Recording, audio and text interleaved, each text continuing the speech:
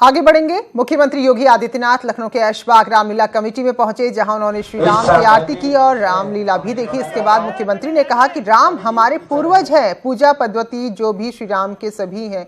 मुख्यमंत्री ने कहा कि थाईलैंड और इंडोनेशिया जैसे देश भी भगवान श्री राम को अपना पूर्वज मानते हैं।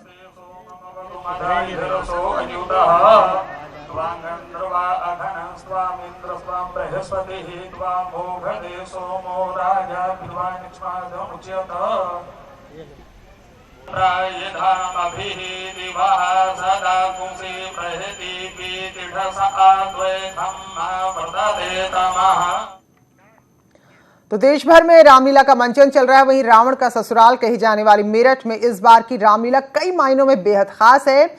यहां रामलीला की शुरुआत उस वक्त से की गई जब सीता जी धरती में समा गई थी। तो आप भी देखिए कि कैसे यहां की रामलीला के किरदार भी मोदी योगी के मुरीद हैं।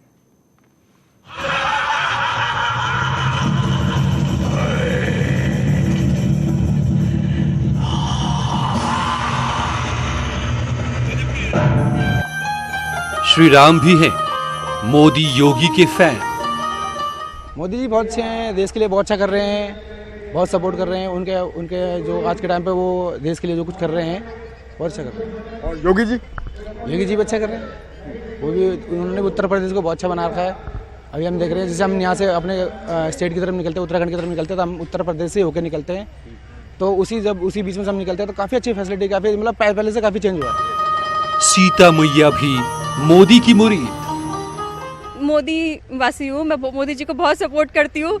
मतलब वो बहुत अच्छा कर रहे हैं अपने लेवल पे, वो बहुत अच्छा काम कर रहे हैं। बहुत से लोगों को ये शिकायत है कि नहीं बेरोजगारी हो गई, नोटबंदी में ऐसा हो गया वैसा हो गया, बहुत सारी चीज़ हुई, बहुत सारी परेशानी आई। तो मैं सबको एक ही चीज़ कहूँगी, देखो जब कोई नया घर बनता है ना तो टूटता है, तो परेशानी कुछ टाइम रहने के लिए होती है, लेकिन पुराने घर से नया घर बनता है तो कहीं ज़्यादा सुंदर बनता है। तो ठीक है, मैं सबसे एक ही रिक्वेस्ट करूँगी कि थोड़ी बहुत परेशानियां हो रही है, फेस कर लेंगे, लेकिन अपने इंडिया का नाम, अपने भारत का नाम बहुत ऊपर हो रहा है। जैसे मोदी जी कर रहे हैं, विदेशों में जा रहे हैं, वहाँ के मंत्रियों से मिलना, एक दोस्ती बढ़ानी, वो हमारे हिंदुस्तान के लिए अच्छा है। हनुमान हो या लक्ष्मण, आपने बड़ा अनुग्रह किया, जो ऐसे रावण हो या जामवंत,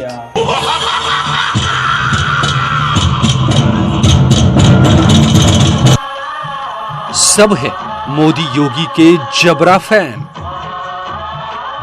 मोदी जी का तो देखो बहुत बढ़िया है। जब से वो आए हैं तो लगता है कि कुछ एक इंसान आया है ऐसा जो बदलाव लाए।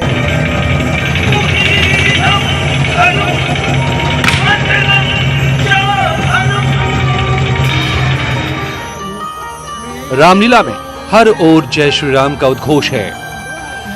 रावण की ससुराल कहे जाने वाले मेरठ में भव्य रामलीला का मंचन हो रहा है। रामलीला के सभी किरदार मानते हैं कि देश में मोदी और सूबे में योगी का राज रहे, तो उनके लिए यही राम राज है। मेरठ कैंट की अत्याधुनिक रामलीला में लव कुश प्रसंग से रामलीला की शुरुआत होती है। इसकी वजह भी हमने रामलीला की प्ले डायरेक्टर से पूछी। जी हम लोग बैकग्राउंड चल रहे हैं। हम लोग बैकग्राउंड चल रहे हैं लव कुश के द्वारा, क्योंकि जो स्प्रेड आउट हुआ है दुनिया में, जो हम लोग जानते हैं वो कैसे जानते हैं, वो वाल्मीकि जी के थ्रू जानते हैं, वो लव कुश के थ्रू जानते हैं। इसीलिए हमने लव कुश को आगे रखा है। आगे की स्टोरी हमने जो सीन जो हमने ख़त्म किया वो माता धरती में गई, उसके बाद राम जी ने ऐसे पकड़ने की कोशिश की तो उनके बाल केश माता के हाथ में आए थे और वो घास में तब्दील हो गए थे। वो दब गई थी ज़मीन में और वो घास में तब्दील हो, जो जिससे कहते हैं कि हमारे हाथों की लकीर तब आई है। पहले हमारे हाथों में लकीर नहीं थी, वो राम जी के हाथों में वो लकीर बनी थी, तब से इंसानों के हाथों में भी लकीर आई है। इस भव्य रामलीला में टेक्नोलॉजी का भी जबरदस्त इस्तेमाल देखने को मिल रहा है। लाइट, साउंड, कैमरा, एक्शन वाली रामलीला के वॉइस ओवर आर्टिस्ट बॉलीवुड की कई फिल्मों में भी अपनी आवाज का जादू बिखेर चुके हैं। राम ही तो एकता में, प्रगति में राम है। राम ही तो करुणा में है, शांति में राम है। राम बस भक्तों नहीं शत्रु की भी चिंतन में है। देख तज के पाप रावण, राम तेरे मन में है। कैमरा पर्सन अभिषेक शर्मा के साथ उमेश श्रीवास्तव, न्यूज़ 18 मेरठ। डीजीपी के निर्देश के बाद राज्य के सभी जिलों में अवैध बांग्लादेशी या फिर अवैध रूप से प्रदेश में रहने वाले नागरिकों की पहचान का काम शुरू हो चुका है। लखनऊ में गोमती नगर और विभूति खंड इलाके में एसपी नॉर्थ की अगुवाई में अभियान चलाया गया। इसके तहत बस्तियों में रहने वाले लोगों की पहचान थाने के रजिस्टर में दर्ज हुई है। अब इसका वेरिफिकेशन उनके मूल जनपद से कराया जाएगा। इस तरह राजधानी में अवैध रूप से रह रहे विदेशियों की पहचान आसान हो जाएगी। बांग्लादेशी और अन्य जो विदेशी नागरिक हैं उनको डिपोर्ट करना है और उसी क्रम में एक बहुत ही सस्टेन्ड और बड़ा लंबा एक वेरिफिकेशन ड्राइव जो है यहाँ पे चलाया जा रहा है। आप देख सकते हैं कि ऐसे बहुत सारे टेम्परेरी झुग्गियाँ हैं जहाँ पे जो बाहर के जो माइग्रेटरी लोग रह रहे हैं उन सब का हम वेरिफिकेशन कर रहे हैं कि इसमें से कोई लोग बांग्लादेश या अन्य विदेशी नागरिक तो नहीं है जिनको यहाँ पे रहना लीगल नहीं है। कांग्रेस विधायक अदिति सिंह क्या रायबरेली में कांग्रेस के लिए ही चुनौती बनने वाली है? क्या अदिति बीजेपी में शामिल होने वाली है? इन कयासों को बल दिया है बीजेपी के सीनियर लीडर सुब्रमण्यम स्वामी ने। हालांकि कांग्रेस अदिति सिंह के मसले पर फिलहाल भ्रम की स्थिति में ही है। अमेठी के बाद रायबरेली, कांग्रेस मुक्त यूपी का प्लान।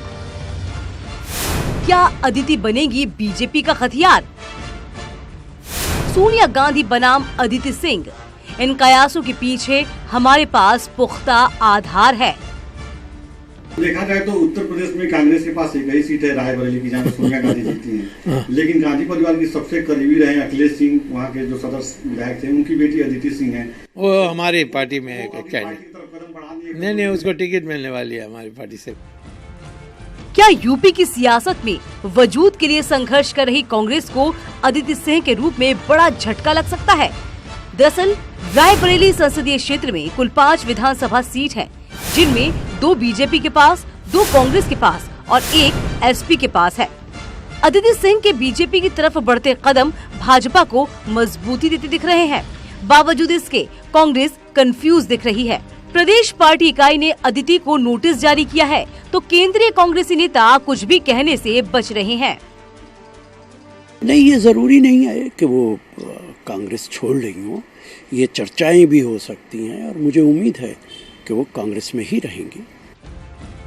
पहले अनुच्छेद 370 पर केंद्र सरकार का समर्थन, फिर यूपी विधानसभा के विशेष सत्र में पार्टी लाइन से अलग होकर शामिल होना, सीएम योगी की नीतियों की तारीफ, तो क्या अदिति सिंह ठोस फैसले के तैयार हो गई हैं?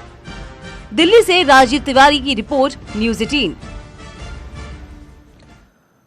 और इन सब के बीच कांग्रेस ने अदिति सिंह को नोटिस जारी कर जवाब तलब किया है। अदिति सिंह को 2 दिन का वक्त दिया गया है। आपको सूचित किया जाता है कि दिनांक 2 अक्टूबर 2019 को विधानसभा का विशेष सत्र आहूत किया गया था, जिसमें कांग्रेस पार्टी द्वारा सदन का बहिष्कार करने का निर्णय लिया गया था तथा सदन में कोई सदस्य उपस्थित न हो, इसके लिए व्हिप जारी किया गया था। इस संदर्भ में आपको व्यक्तिगत रूप से भी अवगत कराया गया था, परंतु आपने पार्टी के निर्देशों का उल्लंघन किया, पार्टी व्हिप तोड़ी और माननीय सदन की कार्यवाही में बढ़ चढ़कर हिस्सा लिया, जो कि घोर अनुशासनहीनता व पार्टी विरोधी गतिविधि है। इस अनुशासनहीनता और पार्टी विरोधी गतिविधि के संदर्भ में 2 दिवस के अंदर आप अपना स्पष्टीकरण उत्तर प्रदेश विधानमंडल कांग्रेस दल कार्यालय में प्रस्तुत करें, अन्यथा आपके विरुद्ध आवश्यक कार्रवाई की जाएगी। चलिए आगे बढ़ेंगे। सुप्रीम कोर्ट में 37वें दिन अयोध्या मामले की सुनवाई हुई। सुनवाई में 1 दिन की कटौती करते हुए सभी पक्षों से कहा है कि 17 अक्टूबर तक अपनी बहस पूरी कर लें। अब 14 अक्टूबर को मुस्लिम पक्ष की ओर से राजीव धवन बहस जारी रखेंगे और बाकी पक्षकार 15-16 को दलील देंगे। तो कुल मिलाकर अब 4 दिन ही सुनवाई होगी। कोर्ट में जस्टिस धवन और जस्टिस चंद्रचूड़ ने राजीव धवन से मस्जिद को लेकर भी कई सवाल पूछे हैं।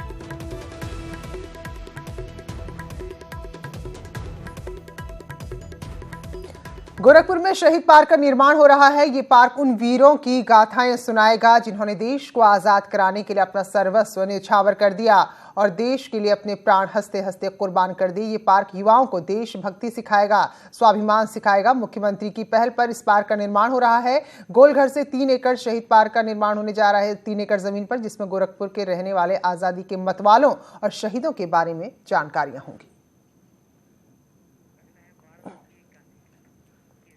वाराणसी के काशी विश्वनाथ मंदिर में दर्शन के लिए आने वाले श्रद्धालुओं की सुविधा के लगातार प्रयास हो रहे हैं। इसी कड़ी में काशी विश्वनाथ न्यास परिषद जल्द ही रेडियो की शुरुआत करने जा रहा है। इसकी रेंज मंदिर के 2 से 3 किलोमीटर तक की होगी। इस दायरे में श्रद्धालु मंदिर से जुड़ी सभी जानकारियां रेडियो के माध्यम से सुन सकेंगे।